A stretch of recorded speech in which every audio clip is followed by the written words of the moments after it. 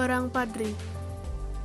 Perang Padri atau disebut juga Perang Imam Bonjol ini meletus di Minangkabau antara tahun 1821 sampai 1837. Kaum Padri dipimpin oleh Muhammad Syahab atau lebih dikenal dengan nama Tuanku Imam Bonjol melawan penjajah Belanda. Perang ini dipicu oleh perpecahan antara kaum Padri pimpinan Datuk Bandaro dan kaum adat pimpinan Datuk Sati. Pihak Belanda kemudian membantu kaum adat menindas kaum Padri. Datuk Bandaro kemudian diganti Tuanku Imam Bonjol.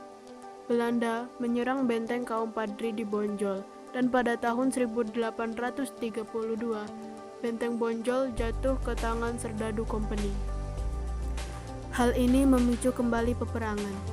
Tahun 1833, pos gugur Sigandang yang dijaga oleh seorang sersan Belanda dan 18 serdadu yang dipersenjatai dengan sebuah meriam diserbu oleh orang-orang Minang. Mereka membunuh sersan dan seluruh isi benteng. Pemerintah Hindia Belanda kini telah menyadari bahwa mereka tidak lagi hanya menghadapi kaum Padri, tetapi masyarakat Minangkabau. Perang Aceh. Perang Aceh merupakan salah satu perang terlama yang dihadapi oleh pemerintah kolonial Hindia Belanda dalam sejarah pendudukannya di Nusantara.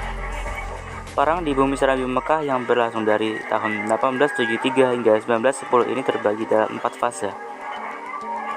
Dari fase ke fase yang berjalan cukup lama, muncul tokoh-tokoh perjuangan dari Tanah Rancang terlibat dalam upaya perlawanan terhadap penjajah Belanda.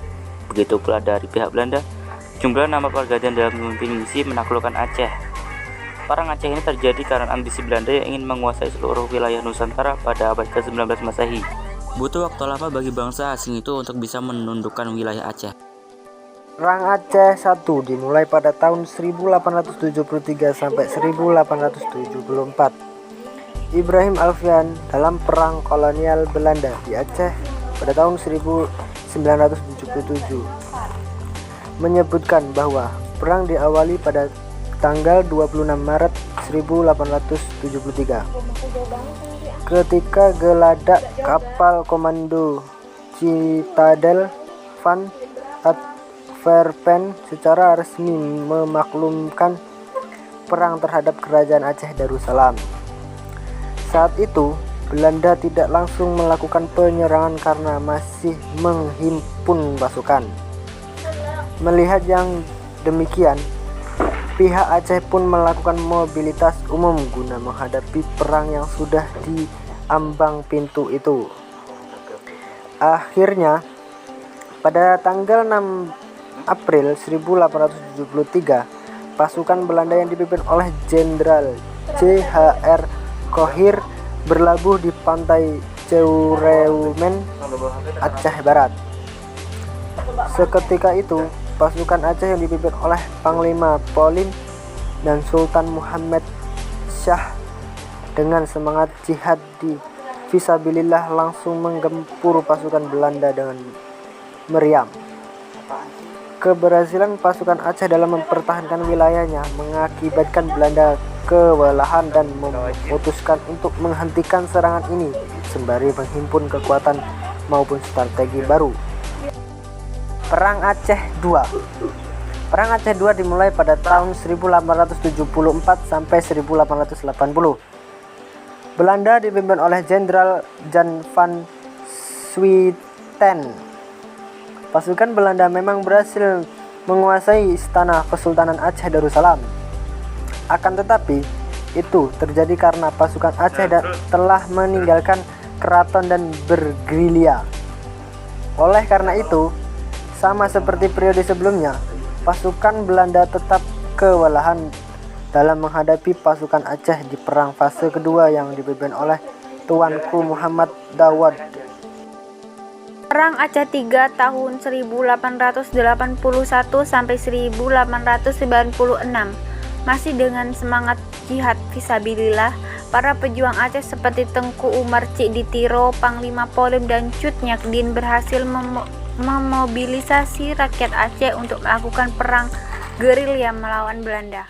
Alhasil Belanda semakin kewalahan dengan taktik dan semangat perang dari rakyat Aceh. Pada tahun 1891, Christian Hooggrootch yang merupakan ahli bahasa Arab dan Islam yang juga penasihat untuk urusan adat dari pemerintah kolonial datang ke Aceh. Sebagai orang yang paham tentang Islam, ia mendekati para ulama. Peran Hooggrootch menjadikan pasukan Belanda lebih terbantu karena ia menggunakan siasat menyerang dari dalam yang nantinya membuahkan hasil yang gemilang. Bertepatan dengan kedatangan Hooggrootch, rakyat Aceh sedang merasa duka yang mendalam karena kematian Tengku Cik Ditiro. Salah satu pemimpin Aceh lainnya, Tengku Umar, dikabarkan menyerang kepada Belanda. Namun itu ternyata hanya taktik semata untuk memperlemah kekuatan lawan.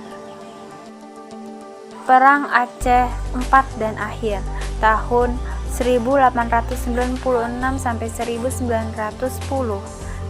Ketiadaan Tengku Umar tidak membuat semangat rakyat Aceh padam menghadapi Belanda. Dipimpin Cut Nyakdin, istri Tengku Umar, dengan dibantu oleh pejuang wanita bernama Po Cut Baren, rakyat Aceh terus melakukan perlawanan.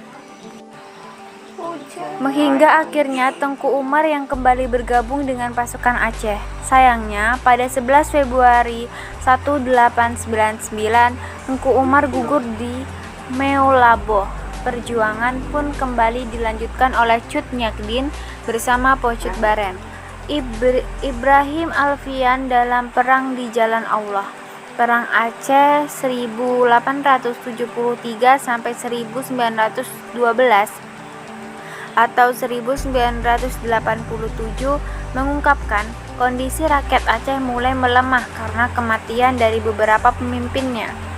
Terlebih, strategi merusak dari dalam yang dijalankan oleh Hooggrootch juga berjalan dengan mulus dan semakin memperlemah pasukan dan rakyat Aceh.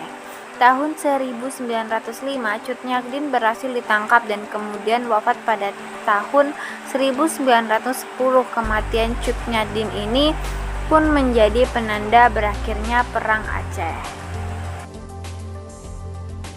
Sisinga Mangaraja, ia adalah penerus ayahnya, Sisinga Mangaraja XI yang meninggal pada 1876. Gelar Sisinga Mangaraja sendiri digunakan oleh dinasti keluarga Marga Sinambela yang berarti Raja Singa Agung. Kehormatan Si dari bahasa Sanskerta Sri, Raja Agung dari bahasa Sanskerta Maharaja. Singa karena orang Batak melihat diri mereka dalam mitologi sebagai turunan dari darah dewa. Sisinga Mangaraja XII adalah tokoh terakhir yang menjadi Parmalin, pemimpin agama. Ia dianggap sebagai Raja Dewa dan titisan Batara Guru, Dewa Siwa versi Jawa. Sisinga Mangaraja sendiri diyakini memiliki kekuatan seperti kemampuan mengusir roh jahat, mengeluarkan hujan, dan mengendalikan penanaman padi. Mulanya, Sisinga Mangaraja XII tidak dilihat sebagai tokoh politik, tetapi saat menjajah Belanda datang ke Sumatera Utara sejak 1850-an, ia bersama Sisinga Mangaraja XI mulai fokus melakukan perlawanan.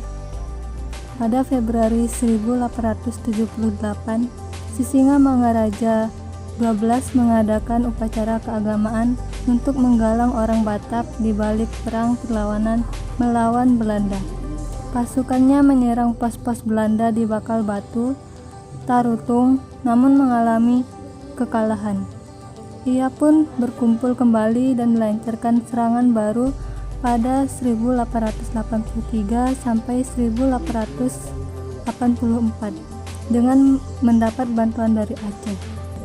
Mereka menyerang Belanda di Uluan dan Balich pada Mei 1883 serta Tangga Batu pada 1884. Belanda sendiri menyiksa dan membunuh orang Batak yang diduga menjadi pengikut dari Sisinga Mangaraja XII. Pasukan Belanda juga membakar rumah serta mengenakan pajak hukuman. Pada 1904, pasukan Belanda di bawah Letnan Kolonel Godfried Conrad Ernst van der Linde menyerang Tanah Gayo dan beberapa daerah di sekitar Danau Toba untuk mematahkan perlawanan Batak. Perang Batak. Sisinga Mangaraja XII sebagai Raja Batak menolak adanya upaya penyebaran agama Kristen yang dilakukan oleh para misionaris Belanda di wilayah Batak. Hal ini disebabkan karena Sisinga Mangaraja khawatir kepercayaan dan tradisi animisme rakyat Batak akan terkikis oleh adanya perkembangan agama Kristen. Upaya penolakan ini dilakukan dengan cara mengusir Zending atau organisasi penyebar agama Kristen yang memaksakan agama Kristen kepada rakyat Batak pada 1877. Menanggapi tindakan pengusiran ini, para misionaris pun meminta perlindungan dari pemerintah kolonial Belanda. Sejak saat itu, perang antara rakyat Batak dan Belanda pun terjadi yang disebut Perang Batak.